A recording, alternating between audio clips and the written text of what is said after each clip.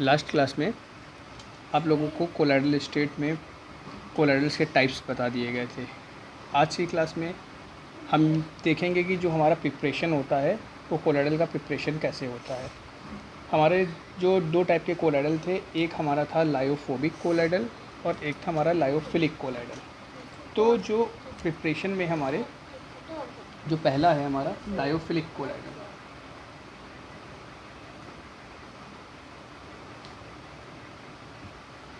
Lyophilic collides और salts.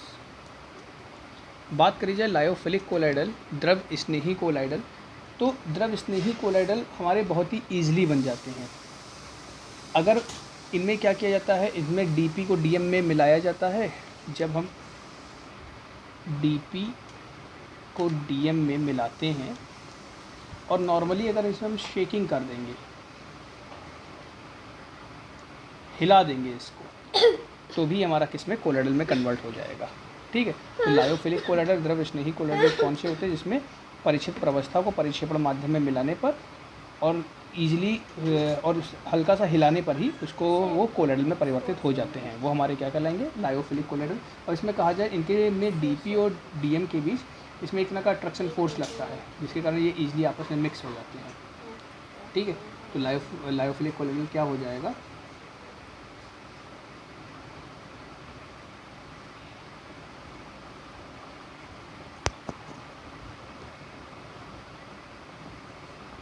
prepared by shaking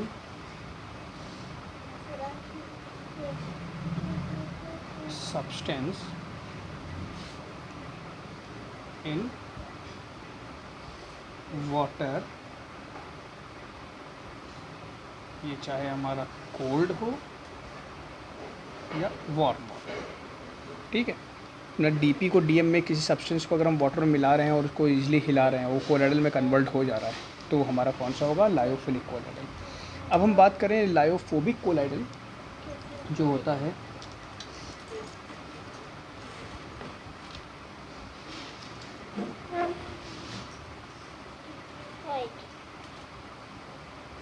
lyophobic colloidal, तो इसको बनाना हमारा क्या होता है? थोड़ा कठिन होता है। फॉर एग्ज़ाम्पल, जैसे ये हमारा डीपी है और ये हमारा डीएम है। तो डीपी और डीएम, इनमें क्या होता है? इसमें डीपी और डीएम के बीच एक रिपल्शन फोर्स लगता है। रिपल्शन फोर्स के कारण ये आपस में ईजिली कंबाइंड नहीं हो पाते। जब ईजिली कंबाइंड नहीं होंगे तो ये हमारा क्या बनाएगा? कोलाइडल हमारा ईजिली नहीं बनाएगा। तो हम लोग जो बुक में पढ़ते हैं कोलाइडल बनाने का तरीका, वो हमारे जो होते हैं मेन लायोफोबिक कोलाइडल के लिए हम लोग तरीके पढ़ते हैं कि किस किस मेथड से हम लायोफोबिक कोलाइडल बना सकते हैं, द्रवरोधी कोलाइडल बना सकते हैं। तो द्रवरोधी कोलाइडल जो बनाया जाता है, इसको बनाने के दो मेथड होते हैं। पहला जो मेथड होता है उसको हम कहते हैं डिस्पर्शन मेथड। डिस्पर्शन मेथड, या इसी को कहा जाता है डिसइंटीग्रेशन मेथड।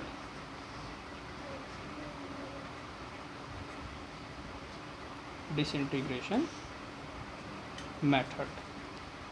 और दूसरा होता है जिसे हम कहते हैं condensation method.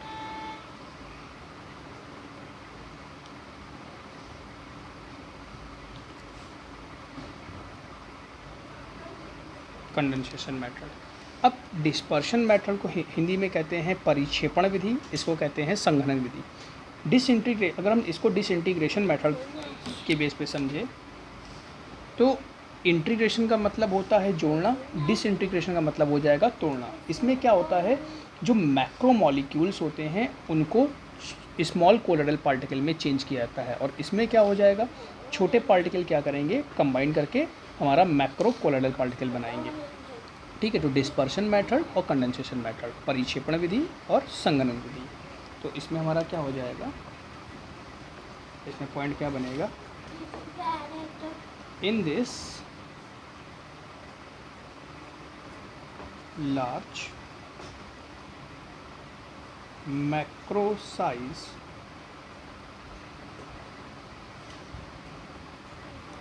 particle are broken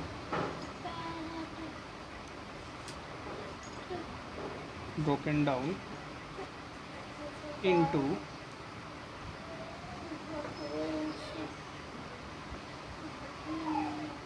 colloidal size या स्मॉल साइज कह सकते हैं। इसमें क्या होता है कि जो बड़े पार्टिकल होते हैं उनको हम क्या करते हैं, छोटे कोलोइडल पार्टिकल में ब्रेक करते हैं। और इसमें अगर हम बात करें संघनन में, कंडेंसेशन में क्या होता है, इसमें क्या हो जाएगा, in this method small particle associated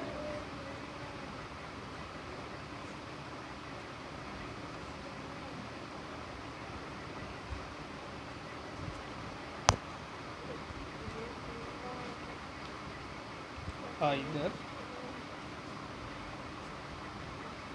physical or chemical process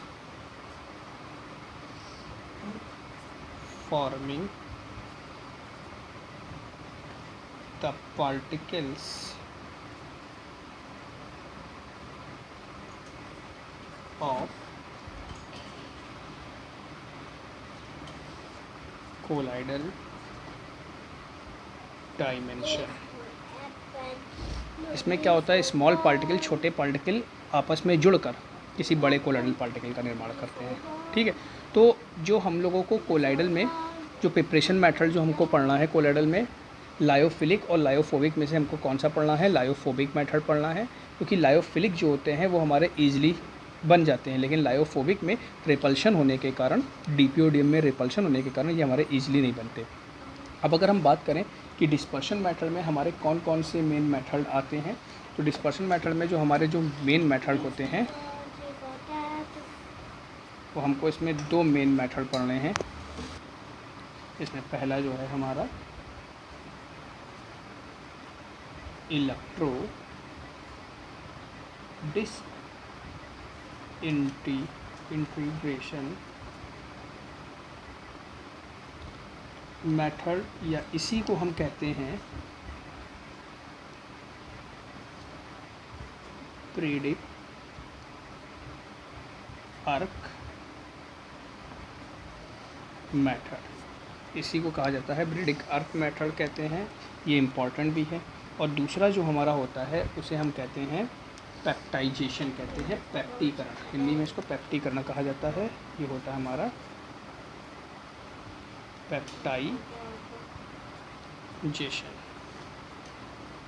peptization. ये दो मेथड हम लोग इसमें पढ़ेंगे। इसमें भी कुछ मेथड होते हैं, हाइड्रोलिसिस होता है, ऑक्सीडेशन होता है, रिडक्शन होता है, तो ये भी जब पढ़ाएंगे तब इसकी बात करेंगे। तो डिस्पर्शन और कंडेंसेशन मेथड में, हमारा डिस्पर्शन मेथड में हमको में क्या पढ़ना है, इलेक्ट्रो डिसइंटीग्रेशन मेथड या आर्क ब्रीडिक प्रोसेस, और दूसरा हमारा क्या है, पेप्टाइजेशन, पेप्टीकरण। डिस्पर्शन मेथड में क्या होता है, बड़े पार्टिकल्स को छोटे कोलोइडल में चेंज किया जाता है, इसमें छोटे पार्टिकल को एसोसिएट करके बड़े कोलोइडल पार्टिकल में चेंज किया जाता है। तो हम लोग पहला मेथड पढ़ते हैं, इलेक्ट्रो डिसइंटीग्रेशन मेथड। तो इस मेथड में सबसे पहले चीज़ ये समझ लें कि इस मेथड में हमारे जो होते हैं मेटल्स के कोलोइडल बनते हैं। मेनली हम इसका यूज़ किस में करते हैं, मेटल्स के कोलोइडल बनाने में करते हैं। और कौन कौन से इसमें मेटल्स के हमारे कोलोइडल हम इसमें बना सकते हैं। इसमें जो हमारे मेटल के कोलोइडल जो मेनली बनते हैं वो सिल्वर हो गया, गोल्ड हो गया और प्लेटिनियम। इसके हम क्या करते हैं, इसमें कोलोइडल बनाते हैं। ठीक है, इस विधि का यूज़ किस में किया जाता है, धातु के कोलोइडल बनाने के लिए। और मेनली कौन कौन से होते हैं, हमारे सिल्वर, गोल्ड और प्लेटिनियम, इनका यूज़ करते हैं। ठीक है, अब इसको हम एक डायग्राम में समझाते हैं तो वो अच्छे से समझ में आएगा। ठीक है, इसमें हमने सबसे पहले करते क्या है, एक बीकर लेते हैं। ये एक बीकर लिया है, इस बीकर के अंदर हमने भरा है वाटर भरा है। वाटर भरा है, जो हमारा वर्क कर रहा है DM, डिस्पर्स मीडियम का, परिक्षेपण माध्यम का वर्क कर रहा है। ठीक है, अब हम करेंगे क्या, इसमें हमको जिस भी मेटल का कोलाइडल बनाना होगा, हम वही मेटल हम यहाँ पर रखेंगे। जिस मेटल का हमको कोलाइडल बनाना होगा, हम वही मेटल यहाँ पे रखेंगे। सिल्वर का बनाना होगा सिल्वर का, गोल्ड का बनाना होगा गोल्ड का, और प्लेटिनम का बनाना होगा प्लेटिनम का। हम मान लेते हैं यहाँ पर जो हमने ये रॉड रखी है, ये जो इलेक्ट्रोड रखे हैं, ये हमने किसके रखे हैं, गोल्ड के रखे हैं। ठीक है, और इस पूरे कंटेनर को एक और कंटेनर में रखा जाता है जिसमें हमारी आइस भरी होती है। इसमें हमारा टोटली इसमें हमारी बर्फ़ भरी होती है। तो इसमें हमारा क्या भरा हुआ है, ये बर्फ़ भरी हुई है, बहुत अच्छे से इसमें बर्फ़ भरी होती है। क्या यूज़ होता है इसका भी आगे बताएंगे क्या यूज़ होता है। करते क्या हैं, ये जो हमारे इलेक्ट्रोड होते हैं, इनको हम जोड़ते हैं। इसको जब हम बैटरी के पॉजिटिव पोल से जोड़ेंगे तो ये हमारा हो जाएगा एनोड। इसको जोड़ेंगे हम निगेटिव पोल से तो ये हो जाएगा हमारा कैथोड। ठीक है, इसमें क्या करते हैं, इसमें हम बहुत ही हाई वोल्टेज का करंट पास कराते हैं। इसमें हम हाई वोल्टेज, जब इसमें हम हाई वोल्टेज का करंट पास कराएंगे तो इसके बीच में, इन रॉड के बीच में अर्क जनरेट होगा। यहीं पर हमारा ये क्या जनरेट होगा, अर्क जनरेट होगा। अब होता क्या है, जब इसमें अर्क जनरेट होता है तो जो मेटल होती है, इसमें बहुत ही ज़्यादा टेम्परेचर इसमें पास आउट होता है। बहुत ज़्यादा टेम्परेचर पास आउट होने पर क्या होता है, जो मेटल होती है वो धीमे धीमे इसमें से वेपोराइज होती है। मेटल क्या होती है, धीमे धीमे वेपोराइज होती है। ठीक है, होता क्या है, ये जो अब मेटल वेपोराइज हो रही है तो इसको हम स्टोर करने के लिए क्या करेंगे, यही आइस रखी होती है, बहुत भयंकर इसमें आइस भरी होती है, जिसमें होता क्या है, ये मेटल को, जो मेटल की वेपर्स होती है उसको कंडेंस कर देती है फिर से, और कंडेंस करके ये हमारा नीचे सॉल के फॉर्म में डिपॉजिट हो जाता है। ये हमारा नीचे सॉल के फॉर्म में डिपॉजिट हो जाता है। इस तरह से ये जो हमारा कोलाइडल बनता है, किसका कोलाइडल बनता है, गोल्ड का कोलाइडल बनता है। ठीक है, तो करा क्या गया है, एक कंटेनर लिया गया है। ठीक है, एक कंटेनर जिसके अंदर वाटर रखा हुआ है, ये हमारा DM, डिस्पर्स मीडियम होता है, परिक्षेपण माध्यम होता है। इसमें हमारा जिस मेटल का हमको कोलाइडल बनाना है वो मेटल इसमें रखी गई है। ठीक है, और इस पूरे कंटेनर को एक दूसरे कंटेनर में रखा गया जिसमें हमारी बर्फ़ भरी हुई है। जो ये रॉड होते हैं, इनको हम क्या करते हैं, इलेक्ट्रिसिटी से जोड़ते हैं, और इसमें हम जब इलेक्ट्रिसिटी पास कराते हैं तो बहुत ही हाई वोल्टेज करंट जब इसमें पास कराया जाता है तो ये इनके बीच अर्क जनरेट होता है, और ये मेटल रॉड जो होती है बहुत ज़्यादा गर्म हो जाती है। गर्म होने पर ये क्या होती हैं, ये वेपोराइज़ होती हैं। वेपोराइज़, जब ये मेटल वेपोराइज़ होती है तो वेपोराइज़ होने के बाद ये बाहर ना निकल जाए, इसीलिए आइस रखी होती है। आइस क्या करती है, इस वेपर्स को कंडेंस कर देती है, और कंडेंस करने पर ये क्या होता है, यहाँ पे डिपॉजिट हो जाता है। अब इसमें क्या होता है, इसमें केवल वाटर ही नहीं लिया जाता है, इसमें वाटर के साथ एक इलेक्ट्रोलाइट का भी यूज़ किया जाता है, वैद्युत अपघट का भी यूज़ किया जाता है, KOH का यूज़ किया जाता है। अब ये KOH क्या करता है, होता क्या है कि जब इसमें हमारे गोल्ड बनता है, ये हमारे जो गोल्ड के पार्टिकल बनते हैं, ठीक है, इस तरह से जो इसमें हमारे गोल्ड के पार्टिकल बनेंगे, अगर ये पास पास आएंगे तो एक दूसरे को सस्पेंड कर देंगे। ठीक है, होगा क्या, ये सस्पेंड कर सकते हैं, मीन्स ये जब यहाँ पे पार्टिकल आपस में जुड़ जाएंगे, जब आपस में पार्टिकल जुड़ जाएंगे तो हमारा फिर से गोल्ड बन जाएगा, तो हमारा इस प्रोसेस का फ़ायदा क्या होगा। तो इसीलिए इसमें क्या मिलाया जाता है, KOH मिलाया जाता है। KOH क्या करता है, K+OH- में आयोनाइज होता है। तो होता क्या है, जो इसमें गोल्ड होते हैं, जैसे AU, इसके चारों ओर, इसी माइनस के कारण इसके चारों ओर निगेटिव आ जाता है। गोल्ड हमारा पॉजिटिव होता है, इसके चारों ओर कैसा साइन आ जाता है, निगेटिव। ये एक तरह से गोल्ड को चारों ओर से कवर कर लेते हैं। कवर करने पर क्या होता है, ये भी निगेटिव, ये भी निगेटिव, निगेटिव कारण क्या करता है, रिपल्शन करता है। रिपल्शन के कारण ये हमारे पार्टिकल्स क्या रहते हैं, दूर दूर रहते हैं, एज अ कोलाइडल फॉर्म में रहते हैं। अगर हम इसको नहीं मिलाएंगे तो ये गोल्ड आपस में मिल करके फिर से गोल्ड बना लेंगे, तो हमारा सॉल्व कहाँ बन पाएगा। तो इसीलिए इसमें हमारा क्या मिलाया जाता है कि इलेक्ट्रोलाइट KOH का भी हमारा यूज़ किया जाता है। तो ये जो हमारी मेथड होती है, ये कौन सी मेथड होती है, इलेक्ट्रो डिसइंटीग्रेशन मेथड होता है। इसी को हम कहते हैं ब्रीडिक अर्थ मेथड भी कहा जाता है। ठीक है, तो इस मेथड से देखो, बड़े पार्टिकल हमारे, ये मैक्रो पार्टिकल था हमारे, किस में, छोटे कोलाइडल पार्टिकल में चेंज हो रहे हैं, नहीं हो रहे। ठीक है, तो ये हमारी कौन सी मेथड है, डिस्पर्शन मेथड है। तो ये इसकी थ्योरी हो जाएगी, थ्योरी आप लोग इसको लिख लीजिएगा। नेक्स्ट इसमें हम लोग बात करते हैं, नेक्स्ट जो इसमें मेथड था जिसे हम कहते हैं पेप्टाइजेशन, पेप्टीकरण।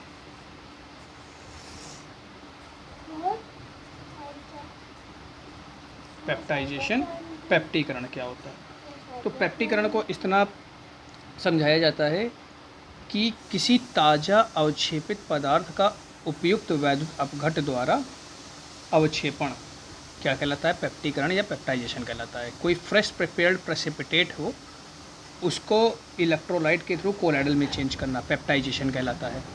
अब जो मेन चीज़ हमारी जो पेप्टाइजेशन में हमको लगती है वो हमारा यूज़ होता है वाटर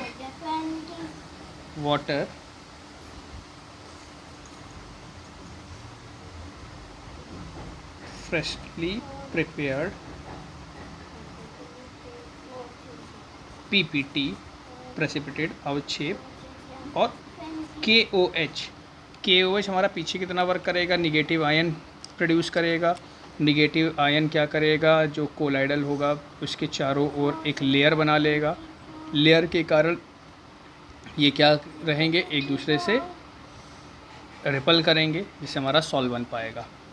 ठीक है, तो यही चीज़ हमारा ये मेन चीज़ है जो हमारा पेप्टाइजेशन में यूज़ होता है। अगर इसकी डेफिनेशन देखें तो डेफिनेशन क्या हो जाएगी इसकी, the process of converting freshly precipitate substance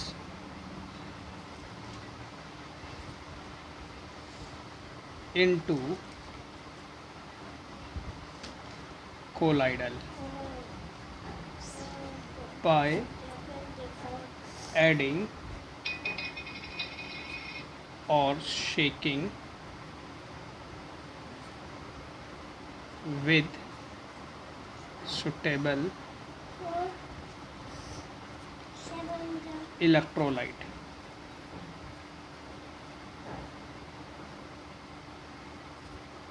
suitable electrolyte किसी ताज़ा अवक्षेपित पदार्थ का उपयुक्त वैद्युत अपघट द्वारा कोलाइडल कणों में परिवर्तन क्या कहलाता है, पेप्टीकरण या पेप्टाइजेशन कहलाता है। अब देखो इसमें होता क्या है, कैसे बनता है। जैसे ये हमारी हो गई एक टेस्ट ट्यूब, ठीक है। तो क्या करते हैं, जो टेस्ट ट्यूब है, टेस्ट ट्यूब में हम वाटर लेंगे,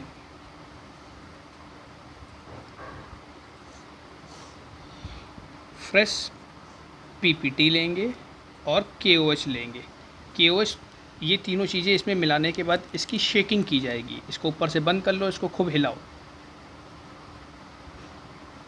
इसकी शेकिंग की जाएगी जिससे एक इसमें कन्वर्ट हो जाएगा कोलाइडल में। बस इसमें इतना ही प्रोसेस होता है। इसमें होता क्या, एग्जाम्पल से अगर हम लोग देखें